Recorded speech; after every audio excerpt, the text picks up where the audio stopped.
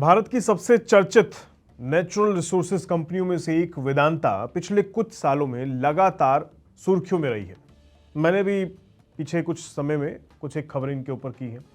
अभी हाल में भी एक की थी कि ये अपने कुछ काम को विस्तार को लेकर कुछ कर रही हैं, ऑयल रिफाइनरीज को लेकर कुछ कर रही हैं, जो बेसिन वगैरह में राजस्थान में, तो उसके लिए कुछ कर रही हैं ताकि वो विस्तार हो, उसमें और हिसाब किताब बढ़े, ठीक ठाक काम कारोबार अच्छा रहे। लेकिन अभी कुछ नई चीज़ें सामने आ रही हैं। भाई, कभी ये कंपनी भारी कर्ज की वजह से, कभी डीमर्जर की वजह से, कभी शेयरों में उतार चढ़ाव की वजह से काफ़ी चर्चाओं में रही है हाल के टाइम पीरियड में, और पिछले कुछ सालों से इनफैक्ट ऐसा ही देखने को मिला है। लेकिन अब कंपनी कहानी बदलती नजर आ रही है। एक तरफ बेसिन वाला हिसाब है, ऑयल एंड रिफाइनरीज वगैरह, वहां पर ये पैसा लगाने की बात कर रहे हैं। दूसरी तरफ एक और नई खबर आ रही है, बिजनेस टुडे की एक कवर स्टोरी के मुताबिक वेदांता ग्रुप के चेयरमैन जो हैं अनिल अग्रवाल जी, अब कंपनी के अगले ग्रोथ चैप्टर की तैयारी में जुट चुके हैं। उनका फोकस अब सिर्फ कर्ज कम करने पर नहीं रह गया है, बल्कि आने वाले वर्षों में वेदांता को दुनिया की सबसे बड़ी नेचुरल रिसोर्सेज कंपनियों में शामिल करने पर फोकस हो गया है। यही वजह है कि कंपनी अगले 3 से 5 साल में करीब $20 बिलियन यानी लगभग 1.7 लाख करोड़ रुपए का निवेश करने की योजना बना रही है। लेकिन सवाल यह है कि आखिर इस निवेश का मकसद क्या है और इससे कंपनी को कितना फायदा हो सकता है। चलिए आसान भाषा में समझते हैं इस पूरे मुद्दे को। देखिए, अगर पिछले कुछ सालों पर नजर डाली जाए तो वेदांता की सबसे बड़ी चुनौती उसका बढ़ता हुआ कर्ज था। निवेशकों और मार्केट एक्सपर्ट्स के बीच लगातार सिर्फ यही चर्चा होती थी कि आखिर कंपनी अपने डेट को कैसे कम करेगी। इसी दौरान वेदांता ने एक बड़ा फैसला लिया और अपने अलग अलग बिजनेस को अलग अलग लिस्टेड कंपनियों में बांट दिया। Aluminium, oil and gas, power, steel और बाकी बिजनेसेस अब अपनी एक अलग पहचान के साथ आगे बढ़ रहे हैं। इस डीमर्जर का सबसे बड़ा फायदा यह हुआ कि हर बिजनेस की सही वैल्यूएशन सबके सामने आने लगी। निवेशकों को कंपनी की तस्वीर पहले से ज्यादा साफ दिखाई देने लगी और भविष्य में किसी एक बिजनेस में अलग से निवेश लाने की संभावना भी अब आसान हो गई है। अब सबसे बड़ा बदलाव कंपनी की फाइनेंशियल पोजीशन में देखने को मिल रहा है। बिजनेस टुडे की जो रिपोर्ट है उसके मुताबिक कुछ साल पहले वेदांता रिसोर्सेज पर लगभग $9 बिलियन का कर्ज था, लेकिन अब कंपनी इस कर्ज को काफी हद तक कम करने में सफल रही है। इसके साथ ही वेदांता लिमिटेड की बैलेंस शीट भी पहले से ज्यादा मजबूत हुई है और उसका net debt to EBITDA ratio भी काफी सुधरा है। इसका मतलब यह है कि कंपनी की कमाई के मुकाबले उसका कर्ज अब पहले जितना बोझ जैसा नहीं रह गया है। यही वजह है कि अब मैनेजमेंट का पूरा ध्यान डेट कम करने से हटाकर एक्सपेंशन और ग्रोथ पर आ गया है। इसी ग्रोथ स्ट्रैटेजी के तहत अनिल अग्रवाल अगले 3 से 5 साल में करीब $20 बिलियन का निवेश करना चाहते हैं। ये निवेश सिर्फ एक बिजनेस में नहीं किया जाएगा, बल्कि उनके जो डीमर्जर के बाद सारी कंपनी बनी है, यानी एल्यूमिनियम वाली, oil and gas, mining, iron, steel, power और फर्टिलाइजर जैसे कई बड़े सेक्टर्स में इस पैसे को लगाया जाएगा।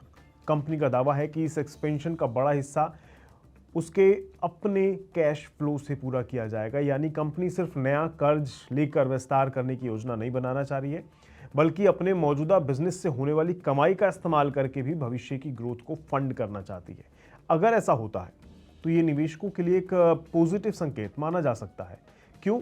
क्योंकि इससे कंपनी का जो अतिरिक्त डेट है, यानी जो एक्स्ट्रा दबाव जिसकी वजह से बढ़ रहा था कर्ज की वजह से, वो नहीं बढ़ेगा। अब सवाल यह है कि वेदांता इतनी बड़ी तैयारी आखिर कर क्यों रही है। इसकी सबसे बड़ी वजह है भारत की तेजी से बढ़ती इकॉनमी और मैन्युफैक्चरिंग सेक्टर। देखिए, सरकार लगातार इंफ्रास्ट्रक्चर पर खर्च बढ़ा रही है, इलेक्ट्रिक व्हीकल्स का इस्तेमाल तेजी से बढ़ा रही है, उसको बढ़ावा दिया जा रहा है। रिन्यूएबल एनर्जी प्रोजेक्ट्स पर भी बड़ा निवेश हो रहा है और देश में मैन्युफैक्चरिंग को बढ़ावा देने के लिए कई योजनाएं लागू की जा रही हैं। इन सभी सेक्टर्स में एल्यूमिनियम, कॉपर, जिंक, आयरन और एनर्जी की मांग लगातार बढ़ने वाली है। वेदांता का मानना है कि अगर वो अभी अपनी प्रोडक्शन कैपेसिटी बढ़ा लेती है तो आने वाले वर्षों में इस बढ़ती डिमांड का सबसे बड़ा फायदा उसे मिल सकता है। वेदांता की सबसे बड़ी ताकत उसकी लो कॉस्ट प्रोडक्शन स्ट्रैटेजी ही मानी जाती रही है। कंपनी के पास अपनी माइंस हैं, अपनी पावर जनरेशन क्षमता है और कई जरूरी रॉ मटेरियल्स की सप्लाई पर भी उसकी मजबूत पकड़ है। जाहिर तौर पर इसका फायदा ये होगा कि कंपनी की प्रोडक्शन कॉस्ट कई कंपटीटर के कंपैरिजन में काफी कम रह सकती है, जो इसका फायदा जाहिर तौर पर वेदांता को मिलेगा। कमोडिटी बिजनेस में यही वैसे सबसे बड़ा एडवांटेज भी माना जाता है, क्योंकि जब एल्यूमिनियम, जिंक और ऑयल जैसी कमोडिटीज की कीमतें गिरती हैं तब भी कम लागत वाली कंपनियां बेहतर तरीके से प्रॉफिट कमा सकती हैं।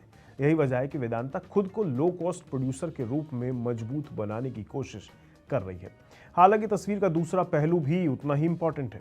वेदांता का पूरा बिजनेस कमोडिटी मार्केट पर काफी हद तक निर्भर करता है। अगर अंतर्राष्ट्रीय बाजार में एल्यूमिनियम, जिंक, ऑयल या आयरन ओर की कीमतों में बड़ी गिरावट आ जाती है तो इसका सीधा असर कंपनी की कमाई पर पड़ सकता है। इसके अलावा माइनिंग प्रोजेक्ट्स, ऑयल ब्लॉक्स और एनवायरमेंटल क्लियरेंस जैसे जो रेगुलेटरी अप्रूवल्स होते हैं, ये भी किसी बड़े एक्सपेंशन प्लान की सफलता में एक अहम भूमिका निभाते हैं। अगर इन प्रोजेक्ट्स में देरी होती है तो कंपनी की ग्रोथ स्ट्रैटेजी पर भी असर पड़ता है। यानी वेदांता के सामने मौके जितने बड़े हैं, चुनौतियां भी उतनी ही बड़ी हैं। फिलहाल बाजार में हाल की बात अगर की जाए तो 7 जुलाई के दिन वेदांता लिमिटेड 2.25% की गिरावट के साथ 275 रुपये के करीब ट्रेड करता दिखाई दे रहा था। इसी तरह बाकी अगर जो कंपनी लिस्टेड है उनकी बात करें तो Vedanta iron and steel limited 4.99% की गिरावट के साथ 36 रुपये करीब ट्रेड कर रहा था। वेदांता पावर लिमिटेड 1.19% की गिरावट के साथ 42 रुपये के आसपास ट्रेड कर रहा था।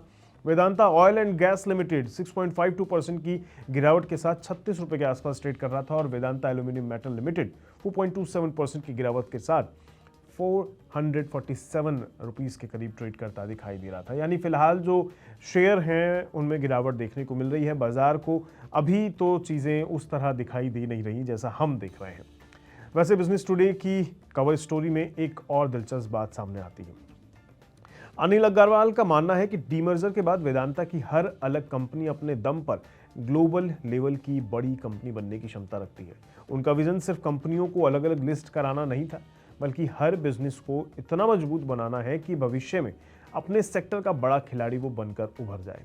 अगर एल्यूमिनियम बिजनेस तेजी से बढ़ता है तो ऑयल एंड गैस प्रोडक्शन में सुधार होता है और कमोडिटी साइकिल कंपनी के पक्ष में रहती है तो आने वाले वर्षों में वेदांता का आकार आज के मुकाबले कहीं ज़्यादा बड़ा हो सकता है। तो आज बाज़ार में जो गिरावट है या जो चाल चल रही है स्टॉक्स में, वो कंपनी की भविष्य में जो स्ट्रेंथ होगी, जो उसकी ग्रोथ होगी, वो उसका कहीं से कहीं तक आप कह सकते हैं कि आप उससे कंपेयर नहीं कर सकते। आज क्या स्थिति है वो अलग है, लेकिन भविष्य क्या होगा वो डेफिनेटली अलग हो सकता है। तो कुल मिलाकर देखा जाए तो वेदांता की कहानी अब सिर्फ डेट रिडक्शन तक सीमित नहीं रह गई है। अब कंपनी अपने अगले ग्रोथ फेज में प्रवेश करने की तैयारी कर रही है। एक तरफ बैलेंस शीट पहले से मजबूत हुई है, दूसरी तरफ करीब 1.7 लाख करोड़ रुपए के निवेश की योजना तैयार हो गई है। अब आने वाले 3 से 5 साल ये तय कर देंगे कि अनिल अग्रवाल का ये मेगा एक्सपेंशन प्लान वेदांता को नई ऊंचाइयों तक ले जाता है या फिर बाजार की चुनौतियां इसकी रफ्तार पर भारी पड़ जाती हैं। खैर, जो होगा देखा जाएगा, ये वक्त बता ही देगा जैसा भी होता है। लेकिन मैं अब इस खबर में इतना ही रखता हूं और आपको मिलूंगा किसी नए मुद्दे के साथ किसी अगली वीडियो में। तब तक के लिए दीजिए इजाजत। नमस्कार।